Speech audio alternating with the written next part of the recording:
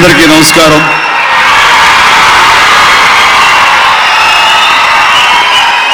ఈ కోవిడ్ సందర్భంగా ఎక్కువ మంది ఫంక్షన్స్ తరలి రావడం అనేది చాలా తగ్గిపోయింది. మళ్ళీ ఇన్నాళ్ళ తర్వాత ఇంత హౌస్ ప్యాక్ ఫుల్గా ఇంతమంది అభిమానులు కదిలి రావడం అనేది మాకు ఎనలేని ఉత్సాహంగా ఉంది. దానికి గాను ప్రత్యేకించి ప్రతి ఒక్క అభిమానికి, ప్రతి ఒక్క ఆహ్వానితులకు నా హృదయపూర్వక నమస్కారాలు తెలియజేస్తున్నాను. Thank you so much. ఎవరు ఎంత కష్టపడి సినిమా తీసినా సరే మేమందరూ కోరుకునేది ఆఖరిలో డబ్బులు కూడా కాదు, ఇలాంటి కేరింతలు, ఇలాంటి ప్రోత్సాహం కావాలి. అది రోజున రేపు థియేటర్లో ఈ పక్కా కమర్షియల్ ఎలాగ ఆడబోతుంది, ఏ విధమైనటువంటి రెస్పాన్స్ వస్తుందని దానికి మచ్చు తొరుగగా ఈరోజు మీ అందరూ చూపిస్తున్నందుకు నాకు, నాతో పాటు హోల్ యూనిటీకి అంత ఆనందం అనుభవిస్తున్నట్లు అతిశక్తి కాదు. Thank you very much. Thank you. ఇక ఈ ఫంక్షన్కి నేను ప్రత్యేకించి రావడానికి కారణం, వీళ్ళందరూ అనుకుంటున్నారు వాళ్ళ కోసం వచ్చానని, కాదు, మీకోసం. నేను రావడం మూలంగా వీళ్ళందరికీ ఉత్సాహం, కానీ మీ సమక్షంలో మీకోసం నేను రావడం మూలంగా నాకు బోళ్ళంత ఉత్సాహం, ప్రోత్సాహం ఇక్కడి నుంచి తీసుకెళ్తారు, బోళ్ళంత ఎనర్జీని తీసుకెళ్తారు. అది నన్ను నడిపించే నా ఇంధనం. ఆ రకంగా మిమ్మల్ని ఇలా ప్రత్యక్షంగా చూడడం చాలా సంతోషంగా ఉంది. బట్ ఆల్ రైట్, ఏమైనా సరే అరవింద్ గారు ఫోన్ చేసి ఇలా వస్తే బాగుంటుందా, గోపిచంద్ అడిగారు, మారుతి కోరుకుంటున్నారు అని అన్నప్పుడు ఎక్కువ సమయం తీసుకోలేదు. అలాగే తప్పకుండా వాళ్ళని పంపిస్తానని పంపించిన తర్వాత మా ఇంట్లో గోపిచంద్ని, మారుతిని, ఎస్కేని, బన్నీవాసుని, అలాగే యూవి క్రియేషన్స్, నాకు మా ఇంట్లో మరొక కుటుంబ సభ్యులాగా మా విక్కీని, వీళ్ళందరూ చూడగానే ఇక్కడ ప్రతి ఒక్కరితో నాకు ఎన్నో సంవత్సరాల అనుబంధం ఉంది. సినిమాకు సంబంధం లేకుండా ఎంత అనుబంధం ఉంది. ఇలాంటి ఫంక్షన్కి నేను వెళ్ళాలి అని చెప్పేసి కలిసి వస్తాను అని చెప్పడం జరిగింది. ఇక్కడ రావడం మూలంగా వాళ్ళకి ఎంత తృప్తో తెలియదు, కానీ నాకు అంతకంత సంతృప్తి లభిస్తుంది. మొట్టమొదటిగా చెప్పాల్సి వస్తే అల్లు అరవింద్ గారికి నాకు ఉన్నటువంటి అసోసియేషన్ గురించి ప్రత్యేకించి చెప్పనక్కర్లేదు. ముఖ్యంగా బయట ఎవరికి తెలియని విషయం ఏంటంటే గోపీచంద్ గారికి నాకు ఏంటి సంబంధం ఉంటుందని మీలో చాలా మందికి అనుమానం వచ్చి ఉంటుంది. గోపీచంద్ నాన్నగారు టి కృష్ణ ఒక అద్భుతమైన దర్శకులు.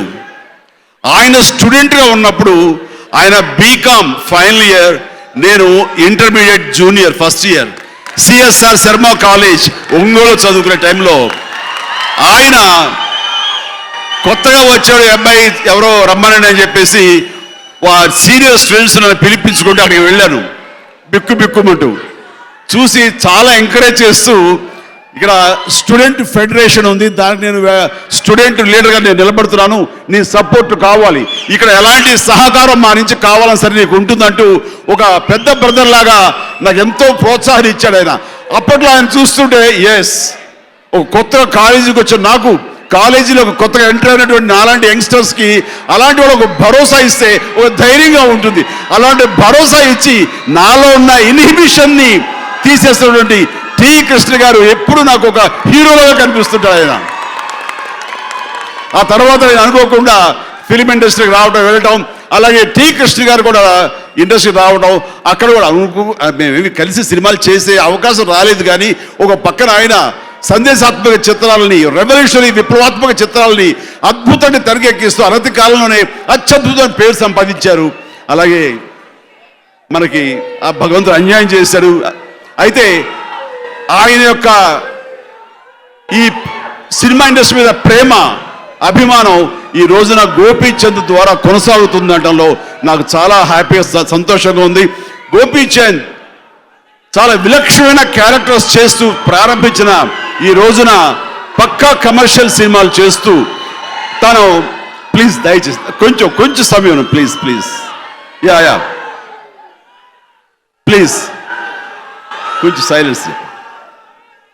ఉత్సాహం ఆపండి, కొంచెం ఆపండి. రైట్. గోపీచంద్ ప్రతి సినిమాని నేను చూస్తూనే ఉంటాను. అందులో నాకు బాగా నచ్చిన సినిమాల్లో సాహస్ అనే సినిమా చాలా బాగా నచ్చింది. అది ఆఫ్ఘనిస్తాన్ దాకా వెళ్ళి చేశారు. అలాగే ఒక్కడు ఉన్నాడు అనే సినిమా రేర్ బ్లడ్ గ్రూప్ ని బేస్ చేసుకున్న సినిమా. అలాగే మరొక సినిమా అది చాణుక్య, రా ఆఫీసర్గా చేశారు చాణుక్య.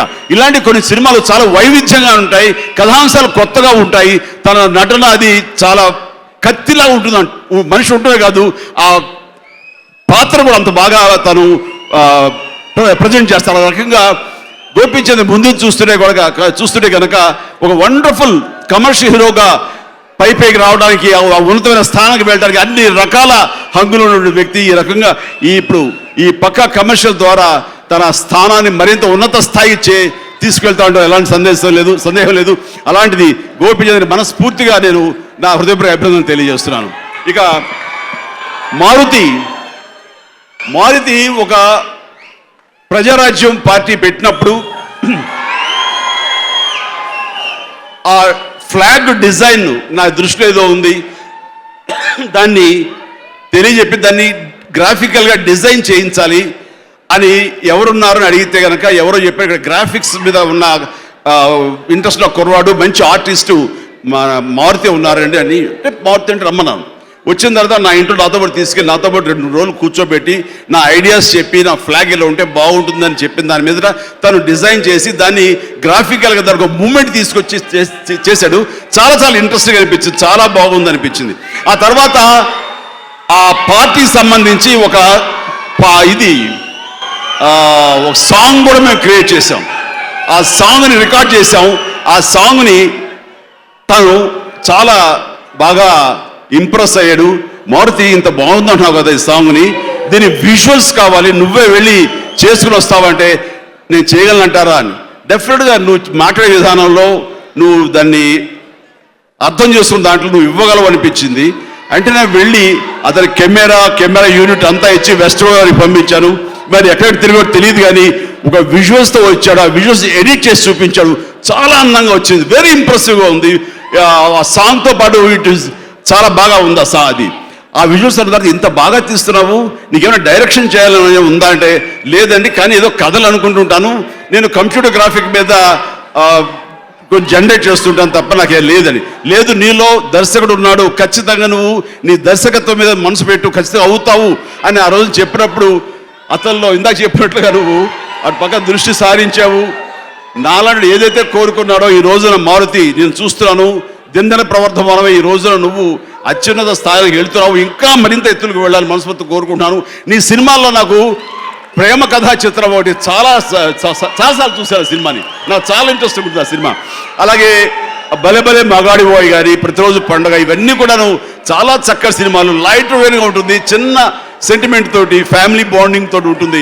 ఆ రకంగా మన తెలుగుదనానికి కావలసిన సినిమా ఏది ఆదరిస్తారో ఆ పట్టు దొరికింది. ఇందాక అల్లు అరవింద్ గారు చెప్పినట్లుగా ఆడియన్స్ పల్స్ బాగా తెలిసిన వాడు. ఆ రకంగా మారుతి ఈ సినిమా పక్కా కమర్షియల్, అన్ని రకాల హంగులు ఉన్నాయనిపిస్తుంది. అంత ఇంప్రెసివ్గా తీస్తాడని ట్రైలర్ చూస్తుంటే అనిపిస్తుంది. ఖచ్చితంగా ఇది గత సూపర్ హిట్ చిత్రాలకి మించి సినిమా ఆడుతుంది, ఆడాలి మనస్ఫూర్తిగా కోరుకుంటున్నాను. ఇక్కడ విక్కీ ఉన్నాడు. ఎక్కడ విక్కీ? యూవి క్రియేషన్స్ విక్కీ, చరణ్ బాబు ఫ్రెండు, వంశీను విక్రమ్. మా ఇంట్లో మా కుటుంబ సభ్యులుగా ఉండే విక్కీ మీతోటి మారుతితో సినిమా చేయాలనుకుంటున్నానని అన్నప్పుడు ఐ సెడ్ ఫెంటాస్టిక్, మారుతి మా కుర్రోడు, అలాంటి మారుతి నన్ను ఎలాగ మలచాలి, ఎలాగ చూపించాలనే దాంట్లో ఒక అభిమాన డైరెక్టర్గా మారుతికి తెలిసినట్టుగా ఎవరికి తెలియదు. ఖచ్చితంగా మారుతి చేయగాడు, ఆ నమ్మకం నాకుంది. మీరు అనుకుంటే కనుక ఆలోచనలు మొదలుపెట్టండి, శ్రీకాంత్ చుట్టండి అని అన్నాను. అండ్ ఖచ్చితంగా మారుతి నువ్వు ఈ మధ్యలో ఏ సినిమాలు చేస్తావు సరే దాని మీద దృష్టి పెట్టు. సో వంశీ విక్రమ్ ఏదైతే అనుకున్నారో దానికి ఐఎమ్ రెడీ. సరే, సో ఈ పక్కా కమర్షియల్ స్టేజ్ మీద బేరం కుదిరిపోయింది. రైట్. ఇలాగా అలాగే బన్నీ వాసు నేను చూస్తుండగానే అంచెలంచెలు ఎదిగిపోతున్నాడు.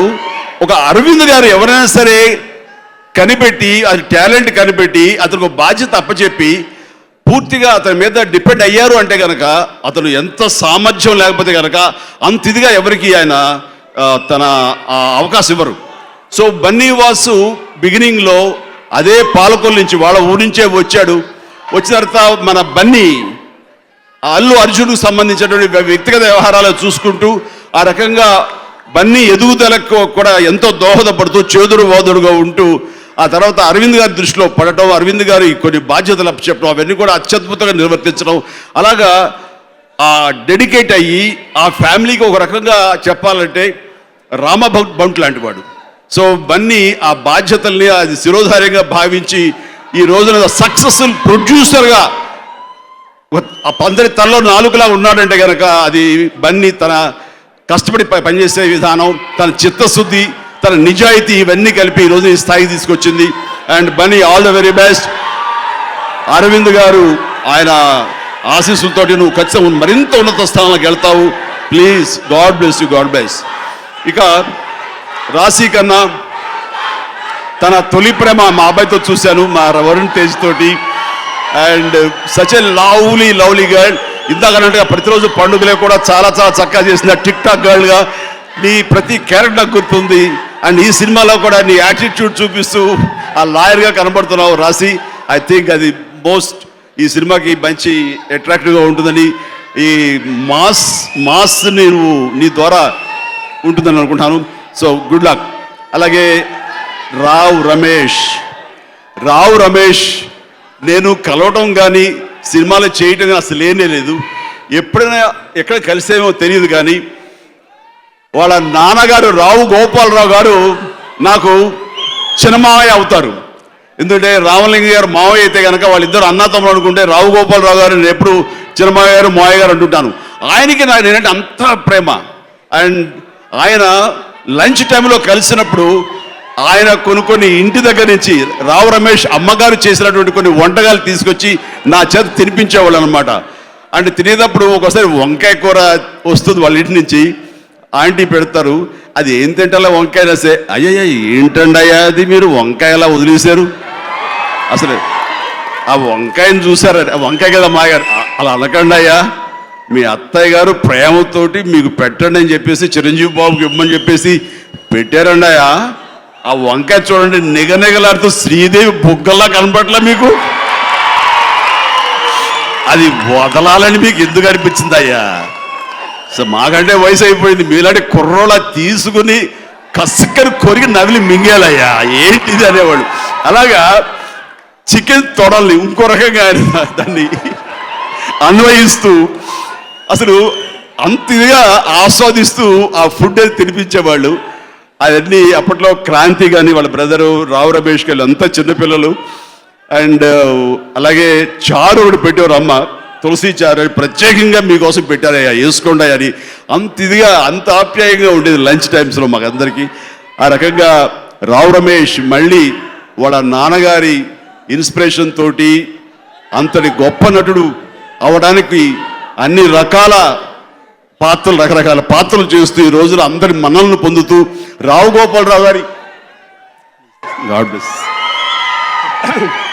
రావు గోపాలరావు గారి లేని స్థానాన్ని భర్తీ చేస్తూ ఆయన కంటే మరెన్నో ఉన్నతమైన పాత్రలు వేస్తూ అలా వేసుకుంటూ ఇంకా చిన్నవాడు కాబట్టి అలా అలా ఎంతో అత్యున్నతమైన స్థానానికి వెళ్ళాలని నా కోరిక ఏంటంటే నాతో సినిమా చేయాలని.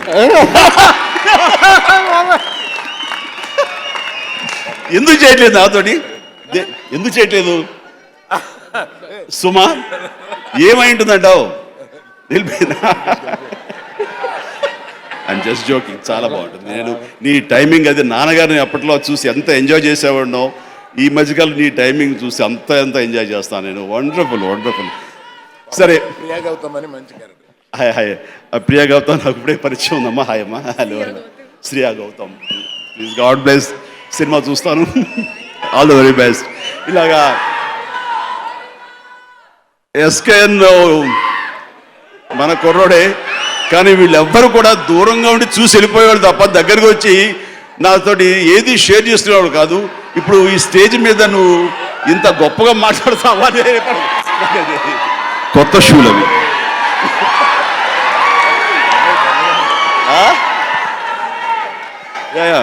కాదు, చాలా చక్కగా మాట్లాడావు, నా మనసు దోచుకున్నావు, మనసు లోపలికి వెళ్ళావు.